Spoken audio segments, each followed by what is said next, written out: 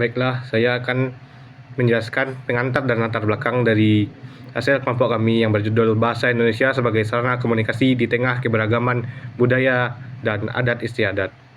Meskipun kita memiliki berbagai bahasa daerah, bahasa Indonesia menyatukan kita semua dalam komunikasi. Indonesia memiliki lebih dari 1.300 suku dan 700 bahasa daerah. Bahasa Indonesia hadir sebagai alat pemersatu yang memungkinkan komunikasi lintas budaya dan bahasa yang ada di Indonesia. Tujuan dari kami membuat proyek ini yaitu untuk menyampaikan bahwa bahasa Indonesia adalah sarana yang menyatukan keberagaman. Bahasa Indonesia berasal dari perjuangan pemuda untuk menyatukan bangsa dalam satu bahasa yang sama. Sejarah singkat bahasa Indonesia. Bahasa Indonesia berasal dari bahasa Melayu, yaitu lingua franca atau bahasa pemersatu.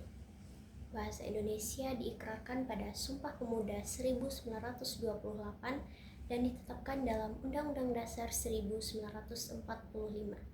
Bahasa Indonesia diakui sebagai bahasa pemersatu untuk menyatukan bangsa. Bahasa Indonesia tidak hanya digunakan sebagai alat komunikasi, tetapi juga digunakan sebagai alat pemersatu bangsa. Fungsi bahasa Indonesia dalam kehidupan berbangsa yaitu fungsi utamanya sebagai alat komunikasi yang mempersatukan masyarakat yang beragam. Dan juga bahasa Indonesia digunakan dalam pendidikan, pemerintahan, dan media massa untuk memfasilitasi komunikasi antar suku dan budaya. Materi tentang bahasa Indonesia sebagai sarana komunikasi di tengah keberagaman budaya dan adat istiadat. Yang pertama yaitu dengan bahasa Indonesia sendiri, budaya Bali bisa dikenal di Jakarta, begitupun sebaliknya budaya Aceh bisa dikenal di Surabaya.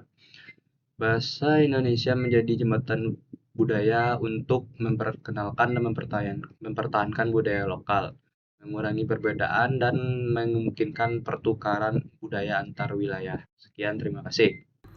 Baiklah, saya akan melanjutkan materi tentang bahasa Indonesia sebagai sarana komunikasi di tengah keragaman budaya dan adat istiadat. Sebagai generasi muda, kita memiliki tanggung jawab yang besar untuk menggunakan bahasa Indonesia dengan baik dan benar, baik itu di lingkungan bermasyarakat, di lingkungan kampus, dan bermedia sosial.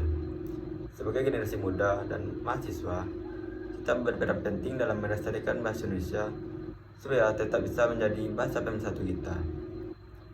Sekian dari saya, berikan ke materi selanjutnya.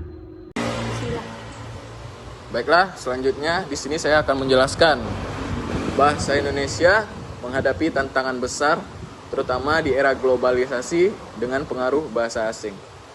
Berdasarkan diagram data di samping, ini menunjukkan bahwa ketika kita menghadiri acara budaya dari daerah lain, bahasa Indonesia ini cenderung lebih dominan atau setidaknya digunakan secara seimbang dengan bahasa daerah setempat.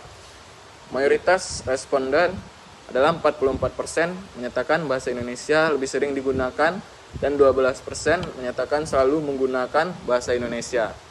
Sementara itu, penggunaan bahasa daerah secara dominan lebih sering atau selalu hanya dipilih oleh sebagian kecil responden. Di sini saya akan merumuskan 2% ditambah 8% sama dengan 10%. Sebanyak 34% responden merasakan adanya keseimbangan antara penggunaan kedua bahasa.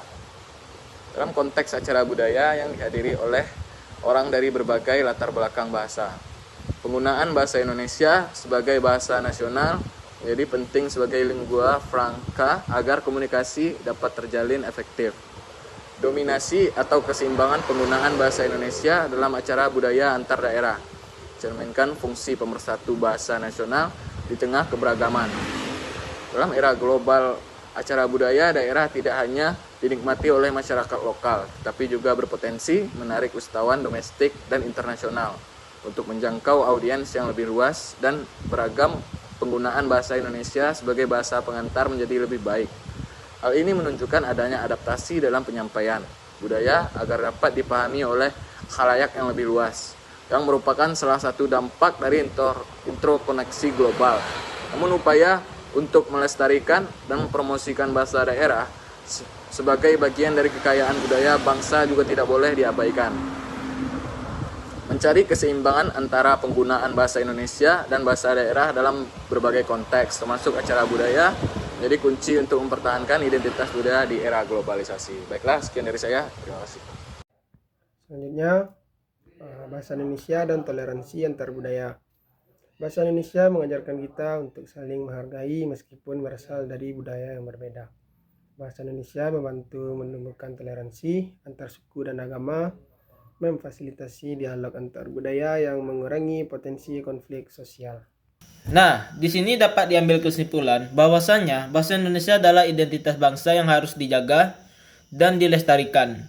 Oleh karena itu, mari kita banggakan bahasa Indonesia sebagai simbol persatuan dan kekuatan bangsa. Dengan bahasa Indonesia, kita lebih dari sekedar berkomunikasi. Kita bersatu sebagai bangsa Indonesia. Ayo gunakan bahasa Indonesia sebagai sarana komunikasi di tengah keberagaman budaya dan adat istiadat.